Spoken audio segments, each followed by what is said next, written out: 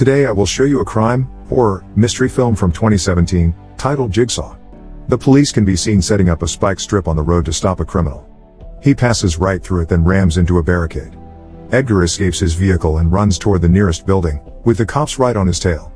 He speeds through the staircase and ends up on the roof of the building, looking for something. Edgar finds a mark on the roof and grabs something hidden behind it. The police officers arrive and he says that nothing can stop it now. Then asks for Detective Halloran. If he doesn't come there fast, 5 people will die. Halloran arrives and meets up with Detective Hunt. They join Edgar on the roof and he tells them that he can't put down the remote because the games are just getting started. According to the rules, he has to choose who will die, the 5 people or him. Both detectives have their guns on him, but Halloran tells Hunt not to shoot Edgar but the trigger if it comes to it. The man looks at the clock and gets ready to activate the trigger, saying there's no more time, so the detectives shoot his hand off. Simultaneously, a timer begins counting down from a minute. Back at the roof, Halloran approaches Edgar and sees that he's also been shot in the chest. Before he loses consciousness, Edgar tells him that the game has begun. The timer counts down to 1 and 5 people with iron masks on their heads are revealed waking up chained in a room. They can't get the masks off and see that they are chained to walls with saws on them. Suddenly, Jigsaw speaks to them over the comm system, telling them that they are there to release themselves from their habitual lies. If they confess, the truth will set them free. But breaking the rules will mean death. He tells them they need to make an offering of blood which will activate the green light on their masks and present a possibility to get out of the room. Suddenly, the chains are being rolled up into the walls, dragging the people toward them. The saws activate as well. 4 of them try to pull on the chains and the 5th one seems to be unconscious or dead. The pull continues and the woman next to him can't wake him up. One of the women realizes what the puzzle means and cuts her hand on one of the saws, effectively solving the puzzle and stopping the saws. The green light means she can take out her mask. She tells the men around her what to do. One of them cuts his finger off and is set loose. The second cuts his hand. The woman tells the other woman what to do too, but she struggles with her, unwilling to do it. She drops on the saws with her back, but they stop before they can harm her too much. The 5th prisoner wakes up, just as the walls open and drag the people inside another room.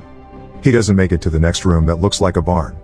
Meanwhile, the 2 detectives are at the hospital where Edgar has been brought. Hunt wonders what has been triggered when he hit the remote and asks Halloran why he asked for him. He says that he had arrested him twice, for various crimes.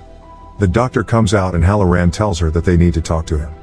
She says that won't be possible, because he'll be in a medically induced coma until he stabilizes. Halloran tells Hunt to start a list with Edgar's known associates. Back to the prisoners. The blonde woman, Carly, is screaming because she's hurt, and the other one, Anna, tries to help her. One of the men, Mitch, screams at the camera asking Jigsaw what he wants from them. Anna reminds them about what he said when they were in the previous room. The 4th prisoner, Ryan, doesn't understand what kind of joke is being played on them, but Anna says that if it really is a game as their captor said, they should be lucky because those can be won. Later, the body of the 5th prisoner is found hanging from a bridge in a park. Nelson is playing baseball with his daughter, when Halloran shows up to get him. Next, the 2 of them are in the autopsy room, examining the body.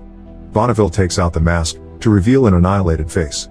They find a mark on the body that looks like Jigsaw's calling sign, but Halloran hopes it's not a copycat because he's been dead for 10 years. Hunt walks in and gives his condolences to Nelson for the death of his wife. They find something lodged in the mark. It is revealed to be a USB. They find an audio track on it. It's Jigsaw's voice saying that the games have begun again and will not stop until the sins against the innocent are atoned for. He also mentions the 4 prisoners. Hunt takes the track to voice recognition, because they can't believe it might be Jigsaw. Suddenly, the Jigsaw doll activates in the room with the prisoners, carrying a message to confess. Mitch tries to open the door and the doll laughs. The chains begin pulling them again and they try confessing. Mitch confesses that he stole a bike once and the kid he sold it to died. Anna confesses that when she and her husband lost their baby, her husband made a mistake and their marriage fell apart. Mitch sees a recorder on the doll and manages to get it. Suddenly, the pulling rig on the chains collapses, leaving them chained to the ceiling. Before Mitch can play the tape, 3 syringes drop down, with number on them. The recording says that one of them is a purse snatcher, that made the wrong decision between helping someone and taking their money. Now that person can die without the right medication because they were injected with a poison. One of the syringes contains the antidote. The other contain a saline solution and an acid. If they inject the correct one they will be released, if not all of them could die. Anna tells the others to check themselves for marks to figure out who was injected, but Carly looks guilty and Ryan tells her to pick a needle. She's afraid if it might be the acid, so she doesn't want to choose, neither does she confess. Ryan confronts her and she says that someone did die, though not because of her. They convince her to choose, by picking one of the numbers. She sees a number with the same amount she stole from the woman that she left for dead. The chains begin to roll up again and Ryan screams at her to choose. They begin to hang and he struggles with her, trying to inject her. When he eventually succeeds, they drop down out of the restraints and see that he injected her with all 3 solutions. Carl dies horrendously. Anna confronts Ryan, but he rationalizes that he saved their lives. Mitch thinks that the numbers on the syringe with the amount Carly stole might be the combination to the lock. Bonneville identifies the body of the 5th prisoner. Both Nelson and Halloran remember his case. He was a gambler, whose wife was killed because he owed someone money. The guys that did that were never caught. The pathologists inform the detectives about what they found on the body.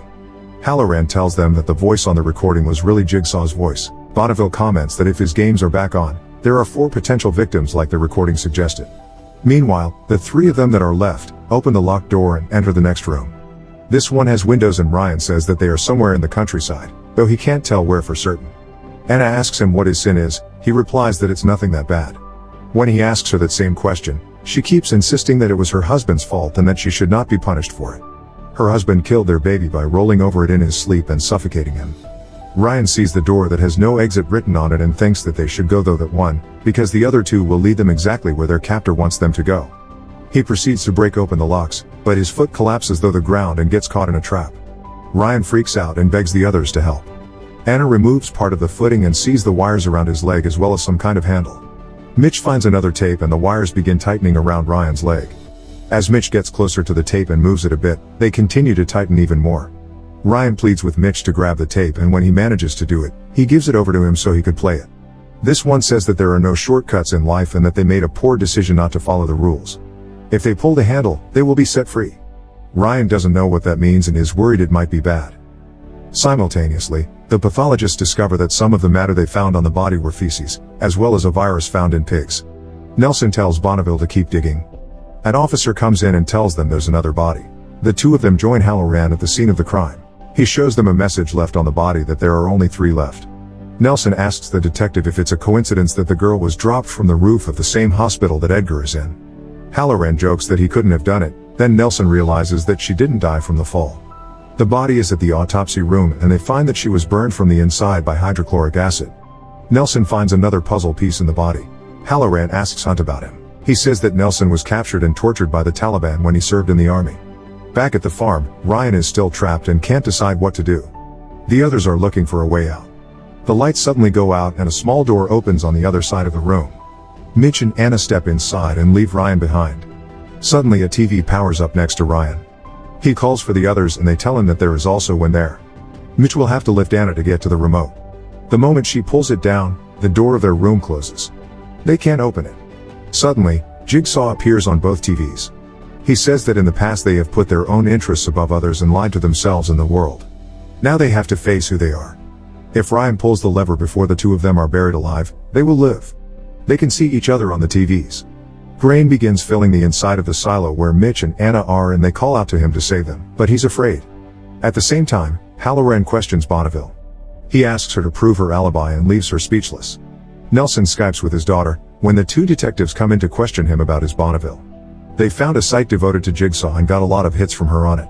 They don't think that she is the copycat, but she also doesn't have an alibi. Halloran asks him why she stayed and didn't take a better job that was offered to her. The lab calls and the detectives go there. The blood sample found under the fingernails of the first victim belongs to Jigsaw. The detectives can't believe it. At the farm, the silo keeps filling up and Ryan needs to make a decision. He can't do it and tells them to go to hell.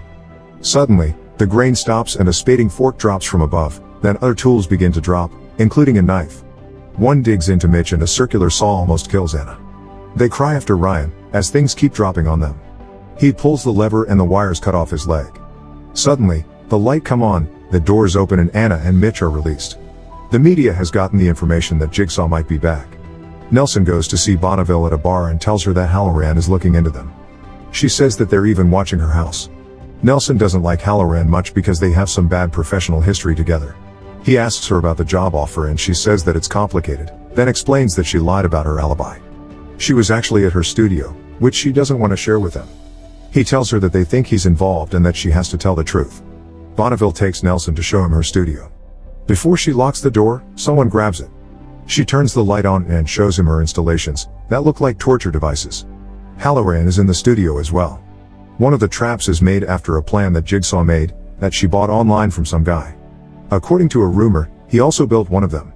Nelson tells her that no body was found matching the wounds that the trap would have made. Hunt is observing them from outside, taking pictures of the devices. Nelson tells Bonneville to get rid of all of the traps. Meanwhile, someone enters Edgar's room and injects his IV with something. He wakes up. At the farm, Anna is trying to help Ryan by putting pressure on his wound. Nelson wakes from a nightmare. He goes to bathroom and lashing wounds can be seen on his back. Halloran and Hunt have developed the photos and are happy that they have probable cause to look into Bonneville. Hunt tells Halloran that the commissioner wants to see Jigsaw's remains. He thinks that's stupid and sits down to look into Nelson's army file. Halloran gets a call about Edgar disappearing. Back at the farm, Anna checks on Ryan and he's still breathing. Suddenly, a car turns on and it has a red mark on it. There is a tape inside with his name on it. He plays it and gets caught by another trap. The tape tells the complete version of Mitch's story. The bike he sold to the kid had faulty brakes, which made him responsible for his death. Anna reveals the same trap that Bonneville had made. The kid was Jigsaw's nephew. Mitch is being pulled into the trap, which is being powered by the engine from the bike that his nephew bought. If he can avoid the dangers inside and get to the brake handle at the bottom, the motor will stop. The motor powers the device on. Anna wants to figure out a way to help him, so she jumps next to the bike and tells him to pull the brake. He almost gets to it and the blades in the trap graze his arm, so he pulls back.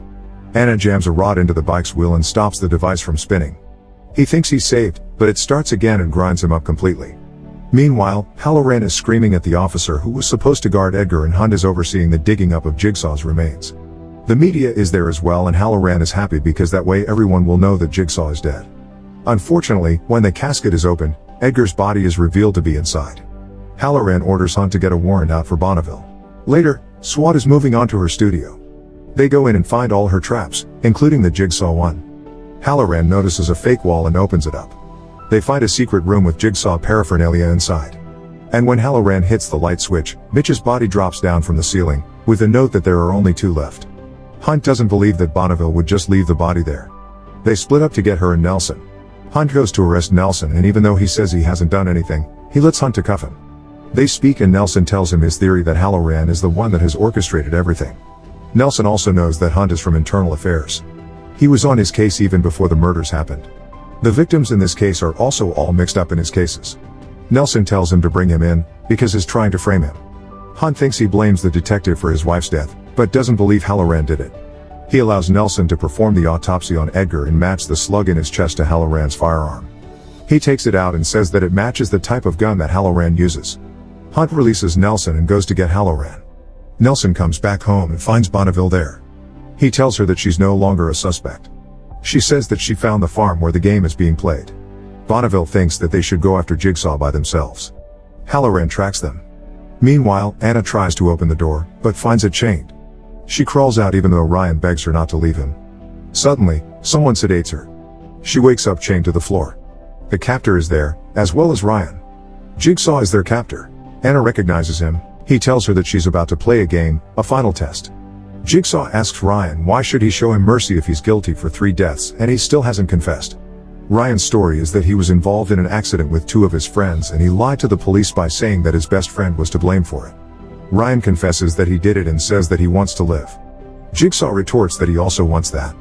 Were it not for the mistake on an intern in the hospital he was in, his cancer could have been diagnosed sooner. Anna and Jigsaw were neighbors and she was very supportive when his diagnosis was finally revealed. He questions her story about what happened to her baby. She suffocated it and made it look like it was her husband. He went mad because he believed he did it and he killed himself. Jigsaw tells them to assume responsibility for who they are.